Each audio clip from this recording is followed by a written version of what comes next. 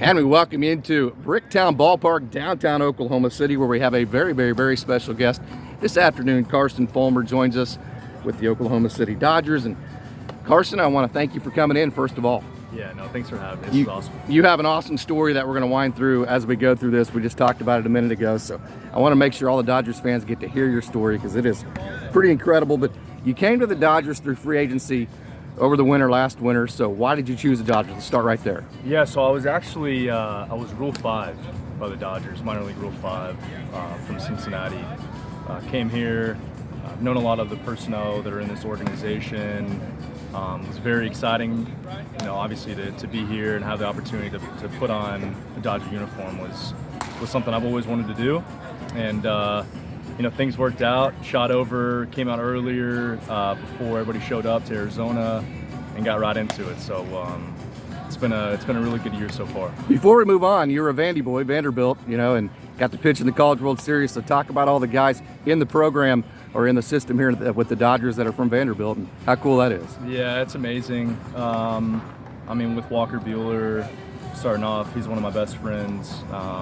It was really, really cool to share a clubhouse with him just for those few days.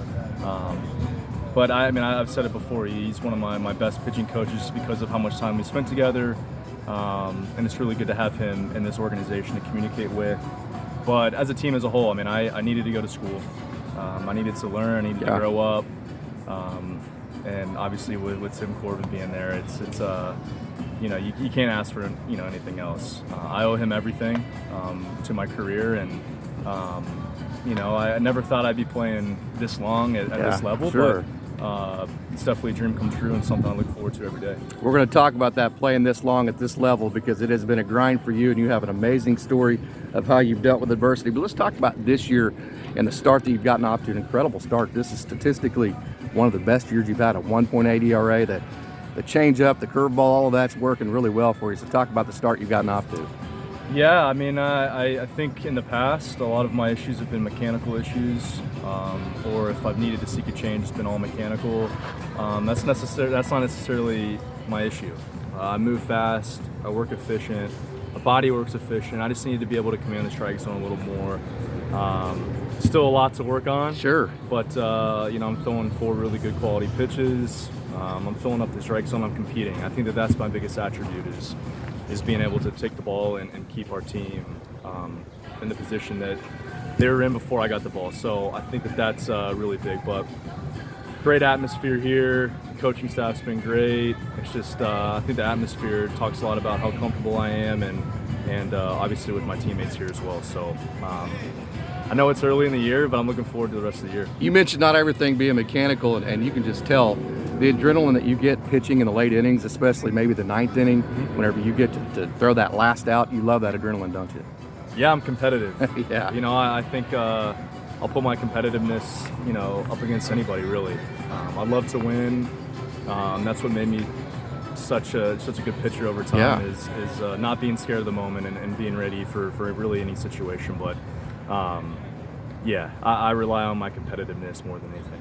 Yep, so let's talk about it. I think Dodgers fans will want to hear about it. You get called up to Los Angeles, and then just 2 days after that, you get called back down. Actually, you got DFA'd, what's called designated for assignment. So can you talk about that whole process? Yeah, I got called up. I was drafted in 15, got called up in 16, which was amazing. And with that call up, I was granted an extra option, so I had 4 options. Oh, really? To my name. Okay.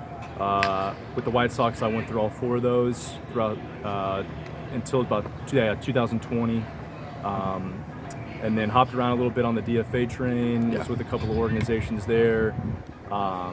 Finished the end of the year with Pittsburgh in 20. Got DFA'd in camp there. Went to Cincinnati, made the team actually. Was up for quite a bit of time.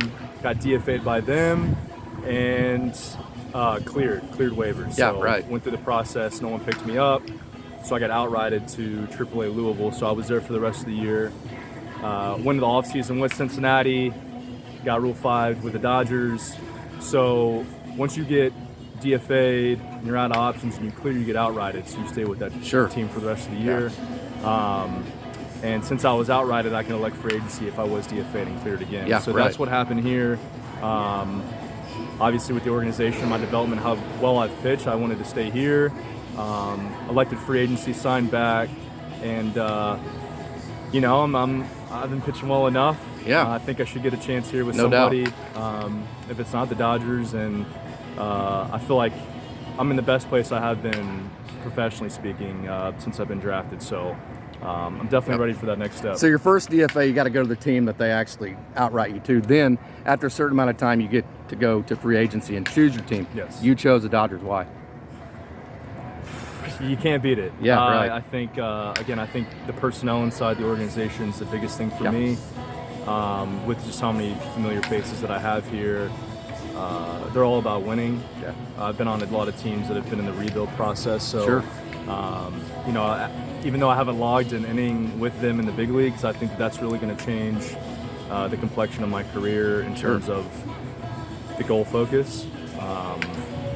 It's just you dream about it as a kid. You want to put on a Yep. Dodgers uniform, and No I was doubt. able to do that, but want to do it for a longer period of time. So, yeah, it's pretty exciting. You have an amazing message. You know, you were the first-round draft pick, but then whenever you look at your career so far, it's all about the amount of adversity that you've been able to get back up from and continue going with. So what is your message for kids as far as how do you just keep going? I never thought I wanted to play baseball in college. That was my main goal, playing this game. Gave me a great education. I got a degree from Vandy. Yeah. Can't beat that. Yeah, it was a great opportunity, and never thought I would play past college. It's an opportunity that a lot of people don't get. You could be in rookie ball. I mean, you're still putting on a professional uniform, and it's hard. It's definitely Sure. hard, but I'm a very positive person and love this game so much. I mean, I've done this my whole life. And until something happens where I can't play anymore, that's when I'll call it quits. But until then, it's something I wake up and I'm very grateful for every day. Show the Dodgers fans your glove. That's pretty cool, man. I love those red laces. That's sweet no, right it's there. sweet. It's Hey, sweet. hey, Carson, appreciate it. Thank you so Awesome. much and best of luck. Yes, sir. Thank you.